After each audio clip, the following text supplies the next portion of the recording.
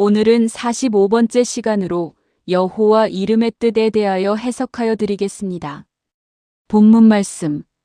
출애굽기 3장 14절에서 15절의 말씀입니다. 하나님이 모세에게 이르시되 나는 스스로 있는 자니라. 또 이르시되 너는 이스라엘 자손에게 이같이 이르기를 스스로 있는 자가 나를 너희에게 보내셨다 하라. 하나님이 또 모세에게 이르시되 너는 이스라엘 자손에게 이같이 이르기를 나를 너희에게 보내시니는 너희 조상의 하나님 곧 아브라함의 하나님, 이삭의 하나님, 야곱의 하나님 여호와라 하라. 의는 나의 영원한 이름이요 대대로 기억할 나의 표온이라. 아멘. 구약시대에서는 하나님의 이름을 부를 때에 여호와 하나님이라고 불렀습니다. 그러나 신약에 와서는 여호와라는 하나님의 이름이 단 한 번도 나오지 않습니다. 왜 신약에서는 여호와라는 하나님 이름이 안 나올까요? 지금도 기도할 때에 가끔 어떤 성도님들은 여호와 하나님의 이름을 부르면서 기도하는 것을 볼 수 있습니다. 물론 하나님 이름이니까 여호와라고 부르는 것이 잘못되었다는 말은 아닙니다. 다만 그 여호와라는 하나님 이름 뜻이 무엇인지 알고 불렀으면 하는 것이 나의 생각입니다. 구약에서의 하나님 이름은 여호와인데 그 이름을 하나님은 직접 말씀하시기를 나의 표오라고 말씀하십니다. 표오라는 말씀의 뜻을 모르면 신약에서 왜 여호와라는 이름이 단 한 번도 안 나오는지 그 이유를 알지 못하게 되는 것입니다. 표오라는 말씀은 거칠음을 말하는 것입니다. 즉 성경의 겉말씀에서 하나님을 부를 때에 사용이 되었던 말씀인 것입니다. 예수님이 하신 말씀을 보겠습니다. 요한복음 5장 39절입니다. 너희가 성경에서 영생을 얻은 줄 알고 성경을 상고하거니와 이 성경이 곧 내게 대하여 증거하는 것이로다. 아멘. 예수님께서도 성경 말씀을 볼 때에는 자세히 보고 묵상하라는 당부의 말씀임을 알 수 있습니다. 표오란 말의 뜻은 글자 그대로 비유로 쓰여진 하나님의 말씀을 의미하고 있는 것입니다. 말씀은 곧 하나님이라고 말씀하시므로 표오란 다시 말씀드리면 하나님의 거칠음을 뜻하고 있는 것입니다. 그렇다면 성경의 겉말씀이라고 표현하는 말이 무슨 말인가? 성경 말씀이 창세기부터 예수 그리스도의 계시까지 여러 형태로 이야기가 전개되어서 하나의 성경책을 이루고 있는 것입니다. 성경 말씀이 역사적인 사건으로 쓰여져 있는 하나님의 말씀을 그대로 보는 것을 표오라고 한다는 말씀입니다. 성경 말씀이 역사적인 사건의 말씀을 보고 성경을 이해하는 것은 그리 어렵지 않습니다. 특히 열왕기상하와 역대기상하만 자리해하면 구약 성경의 흐름은 금방 이해가 빠르게 됩니다. 구약은 모세오경과 이스라엘의 왕들의 역사 즉 사울왕에서 다윗왕 그리고 솔로몬 왕을 거쳐서 북이스라엘과 남유다 왕국으로 나뉘어져 양쪽 나라 여러 왕들이 등장하게 되고 특히 이 시대에 여러 선지자들이 많이 등장을 하는데 어느 시대 왕 때 어느 선지자가 활동했는가를 천천히 이해하고 그 다음에 포로 시대와 그 이후의 사건들만 잠깐 외우고 또 12지파의 땅 분배에 있어서 이스라엘의 땅 중 어느 부분이 어느 지파가 살고 있었는가와 이스라엘 지도, 특히 지명만 좀 외우면 머릿속에 휜히 이스라엘 나라와 역사가 보이게 됩니다. 이러한 내용을 두고 성경에서의 겉말씀이라고 말을 하는 것입니다. 신약에서는 사복음서와 예수님과 제자들 그리고 사도 바울의 행적과 예수 그리스도의 계시 정도로 성경 역사의 흐름만 좀 이해하면 지금 제가 말하는 성경의 겉말씀은 넉넉 잡아 6개월 정도만 시간 나는 대로 조금씩 보아도 성경 박사가 될 수 있는 것입니다. 그러나 이러한 겉말씀을 아는 것으로 하나님의 뜻을 알 수 있다면 얼마나 좋겠습니까? 그러나 우리의 믿음은 이러한 겉말씀의 성경 상식을 알고자 하는 것이 아닙니다. 하나님과 예수님이 비유로 기록하신 말씀의 뜻이 무엇을 말씀하는가? 라는 비유의 말씀 속에 감추어져 있는 영생하는 생명을 찾아내는 것이 어려운 것입니다. 왜냐하면 성경에 기록된 짝의 말씀을 찾아보아야 하나님의 뜻을 찾아낼 수 있기 때문인 것입니다. 누가복음 8장 17절의 말씀입니다. 숨은 것이 장차 드러나지 아니할 것이 없고 감추인 것이 장차 알려지고 나타나지 않을 것이 없느니라. 아멘.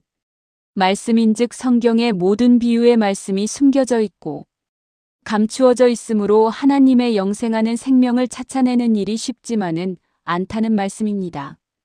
믿은 자들이 주님을 믿은 이유는 영생하는 생명을 찾아내서 내 마음에 새겨야 하기 때문이며 또한 육신의 생명에서 영의 생명으로 거듭남으로 천국에서 영생하는 생명으로 살아가고 싶어서 신앙을 하는 것이기 때문입니다. 하나님께서 갖고 계신 영원한 생명을 성경을 통하여 하나님께서 중보자이신 예수님을 통하여 우리에게도 주시고자 하셨으므로 이 비유의 성경 말씀을 깨닫는 것이 곧 우리들의 믿음이 되는 것입니다. 이와 같이 구약의 하나님 이름인 여호와라는 이름은 표라고 하여서 하나님을 겉으로 부를 때 사용하는 이름이 되는 것입니다. 이처럼 아는 것으로는 하나님의 생명과 우리가 하나가 될 수 없는 것입니다. 그러므로 하나님의 아들인 예수 그리스도가 이 세상에 하나님의 표가 아닌 속이름으로 예수라는 이름으로 오심을 알아야 할 것입니다. 그러므로 신약 성경에는 예수님이 오신 후로는 여호와라는 표로 된 하나님의 이름이 단 한 번도 나오지 않은 것입니다. 그러면 예수님이 이 세상에 어떻게 오셔서 어떻게 말씀을 하셨는가를 보겠습니다. 빌립보서 2장 5절에서 11절까지의 말씀입니다. 너희 안에 이 마음을 품으라. 곧 그리스도 예수의 마음이니 그는 근본 하나님의 본체시나 하나님과 동등됨을 취할 것으로 여기지 아니하시고 오히려 자기를 비어 종의 형체를 가져 사람들과 같이 되었고 사람의 모양으로 나타나셨음에 자기를 낮추시고 죽기까지 복종하셨으니 곧 십자가의 죽으심이라. 이러므로 하나님이 그를 지극히 높여 모든 이름 위에 뛰어난 이름을 주사 하늘에 있는 자들과 땅에 있는 자들과 땅 아래 있는 자들로 모든 무릎을 주 예수의 이름에 꿇게 하시고 모든 입으로 예수 그리스도를 주라 시인하여 하나님 아버지께 영광을 돌리게 하셨느니라. 아멘. 그러므로 구약의 하나님 이름 은표호인 여호와인 것입니다. 성경을 세상에 관한 사건으로 기록하여 놓음으로 하나님의 영원한 생명을 감추어 놓고 하나님이 원하시는 때까지 깨닫지 못하도록 생명의 말씀을 세상적인 사건으로 기록하여 인봉하여 놓았던 것입니다. 신약의 하나님 이름은 예수입니다. 하나님께서 원하시는 때가 찼으므로 그 아들을 이 세상에 보내사 사망의 하나님이 자기 백성을 저희 죄에서 구원하시기 위하여 감추어 놓았던 생명의 말씀을 깨닫은 지혜를 주심으로 만백성을 사망 가운데서 구원하여 주시고자 하였던 것입니다. 빌립보서 2장 6절에서 8절까지의 말씀입니다. 그는 예수님은 근본 하나님의 본체시나 하나님과 동등됨을 취할 것으로 여기지 아니하시고 오히려 자기를 비어 종의 형체를 가져 사람들과 같이 되었고 사람의 모양으로 나타나셨음에 자기를 낮추시고 아멘.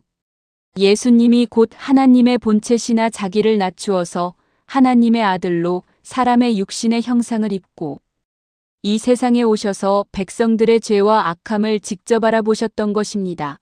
여러분, 이러한 하나님의 모략과 계획을 어떻게 알 수 있을 것입니까? 비유로 기록된 성경 말씀을 깨닫게 되면 모든 비밀을 알게 되는 것입니다. 하나님이 주시는 지혜는 세상의 지식과 학문에는 없은 것입니다. 주 예수 그리스도는 생명의 주인이라는 말씀이므로 이제부터는 하나님 이름의 뜻을 알고 부르시기 바랍니다. 주님이라고 말할 때는 하나님과 예수님을 같이 합하여 부를 때는 주님이라고 부르는 것입니다. 그러나 하나님과 예수님을 부를 때는 각각 이름을 부르시면 되는 것입니다. 구약시대의 여호와라는 표호의 이름으로는 우리가 육신의 생명에서 영의 생명으로 거듭날 수가 없으므로 즉 영생에 이를 수 없으므로 신약시대에 와서는 하나님께서는 다른 이름으로 즉 예수라는 이름으로 오셔서 우리를 구원하시고자 하였던 것입니다. 깨닫기를 바랍니다. 마태복음 11장 12절입니다. 세례 요한의 때부터 지금까지 천국은 침노를 당하나니 침노하는 자는 빼앗느니라. 아멘. 천국은 침노하는 자가 빼앗는다고 하셨으니 이 말씀의 뜻을 깊이 잘 깨달아서 만세전에 하나님 안에서 영생하는 생명으로 나타나실 자들을 택하신 사랑하는 자들이 오늘날 이 시대에 우리의 믿음에 강림하심으로 천국 백성으로 인침을 받은 자들로 나타나는 것입니다. 오늘은 이것으로 말씀을 마치겠습니다. 우리 주 예수 그리스도의 이름으로 기도드립니다. 아멘. 감사합니다.